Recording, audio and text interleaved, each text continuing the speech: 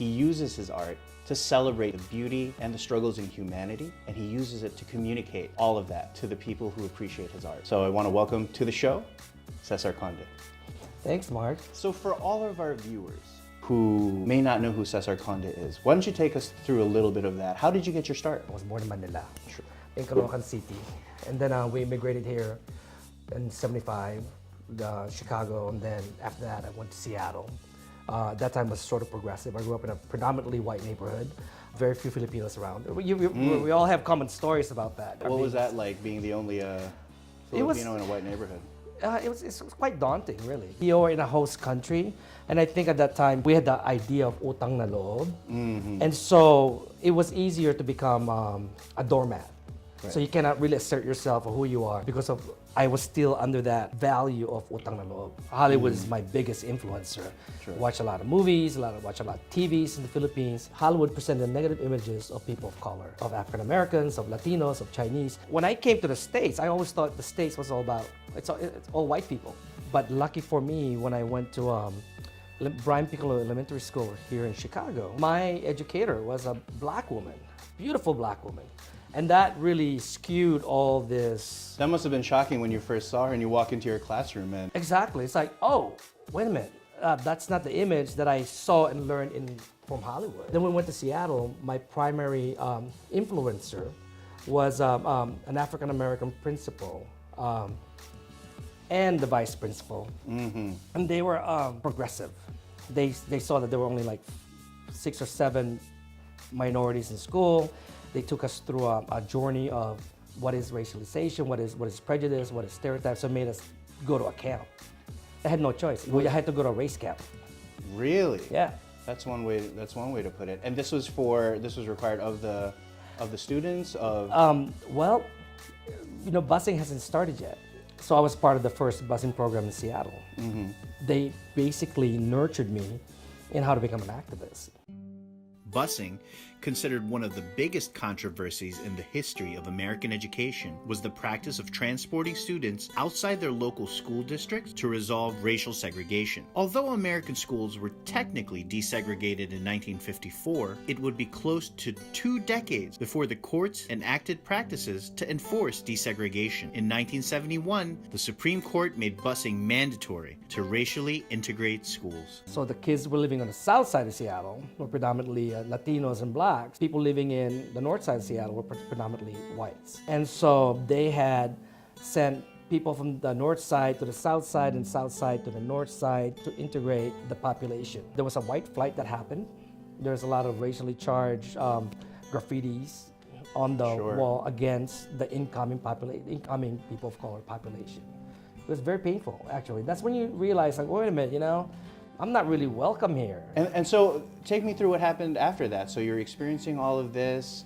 What was the next stage in Cesar Conde's life? Theater. Theater. Yeah. Theater was a great way to be able to explore not just my sexuality, but my Filipino-American identity. At that time, Filipinos were not really visible in Seattle, although we were one of the founders of the farms in Seattle. There's a lot of manong movements. And so I joined a Filipino American dance group where we did tinikling, and we learned.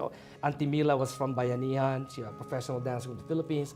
Moved to Seattle, married a manong, and then she recruited us Filipino kids. And so that's where the Filipino pride started coming in. Was there a particular type of theater that you were attracted to that drew you in?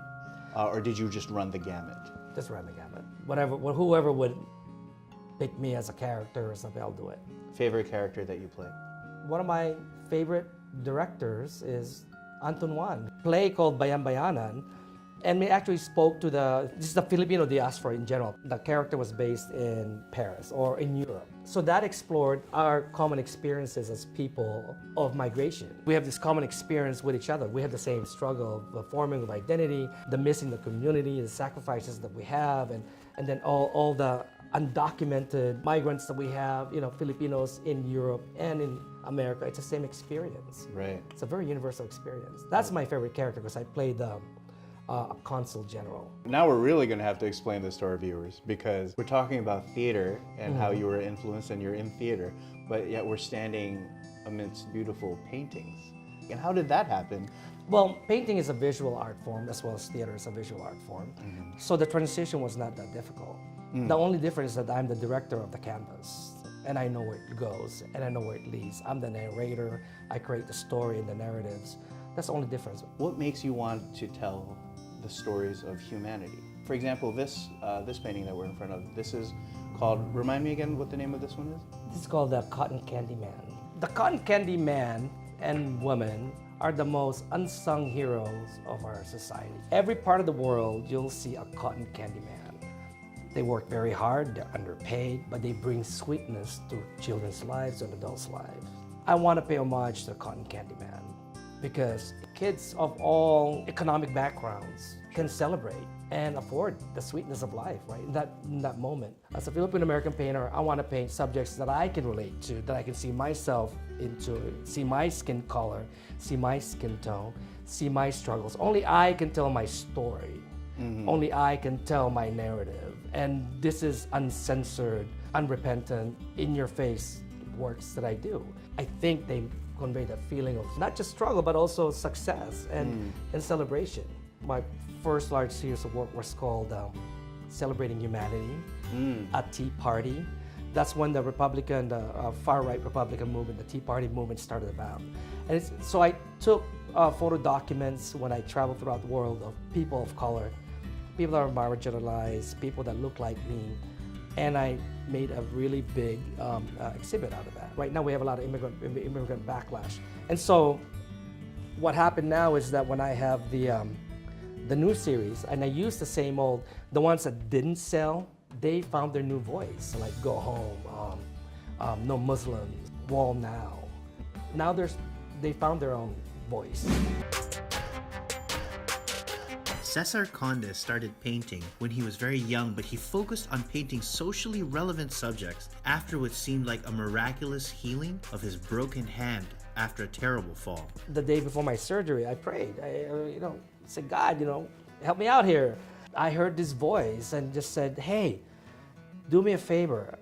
Everything will be just fine, but paint something that matters. And then the doctor took off my cast, he x-rayed my hands, and Wow. There's nothing we can do for you. You gotta go because there's nothing wrong with your hands. And so from that point on, I've always made sure that I follow my heart. Do you feel that that has influenced your two most recent projects that I really want to talk about, In the Hood and the Bang Bang project? Yeah, those are painful projects. In the Hood, portraits of African-American professionals wearing a hoodie was right after the Trayvon Martin shooting, when Trayvon Martin was hunted down like an animal by Mark Zimmerman. He's a young, tall teenager wearing a hoodie. He thought he was a criminal, so the cops told him, don't follow him, leave him alone. But irregardless, he thought to himself that he could do it, so he shot the kid. So went to a rally. I was looking at all these beautiful young lives, black and brown bodies, marching down the street. I'm going, we gotta do something. And as much as I wanted to riot or hit something, and I wanted to throw Molotov cocktails, I want to bust the window, but I know I couldn't do that. I'm just working against the whole purpose of peaceful protest. Again, I talked to God, and I just went, hey, what can I do to send a message out there that something's wrong with our world? And I heard this voice, and it said, hey, put your African-American friends in a hoodie.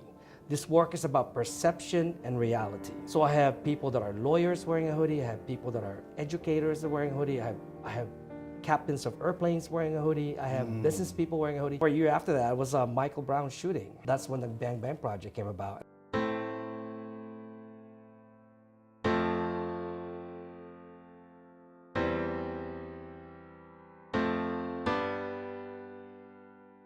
That was about racism and police brutality. How black and brown bodies are just spewed out in the street and disregarded by the judicial system based upon this racism that happens with cops towards people of color. The reaction towards people of color is so much more different towards people that are not of that race.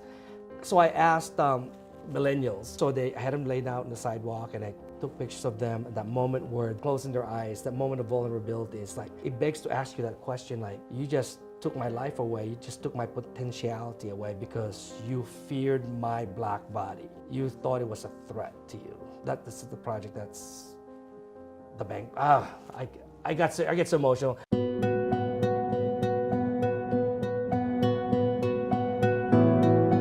He has a message in his work. He is definitely trying to make a social statement. He's always about community, always about supporting the arts, and that's why I love him so much. And his work is amazing, as you can see. What would you say to the young up-and-coming artists? Don't follow me, walk beside me. This is our own struggle, but also our celebration. I think it's so important to understand that we're Filipino Americans. We have our own voice. We have our own uniqueness. We have our own power, and that America is ours. It's not theirs. It's not neither or neither. We're Filipino Americans, and we're Americans. And that voice inside of you that tells you to be proud, stand tall, be proud.